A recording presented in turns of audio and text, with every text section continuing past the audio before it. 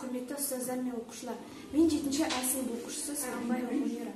Мен Бексұлтан Нұржекеұлының «Бейтаныс әйелдің құпиясы» атты әңгімелер жинағын оқып жатырмын. Бұл өте қызықты әрі мағыналы кітап. Сіздерге алып оқуға кеңес беремін.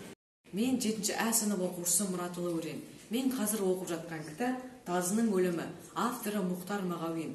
Бұл кітапта кішкентай күшіктің өмірі туралы жазылған, және де басқа да өте қызық одағай әңгімелер бар. Олар елес, қуыршақ, қасқыр, бөрі, әз аған ғам әзәзіл, және де басқа да өте қызықты одағай әңгімелер бар.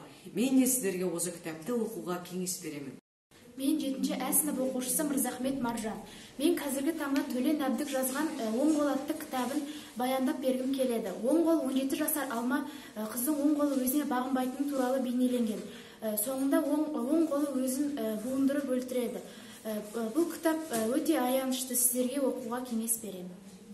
7-ші А сынып оқушысы Мыңжасар Жаннұр. Қазіргі таңда менің оқып жүрген кітабымның авторы Дәурен Қуат.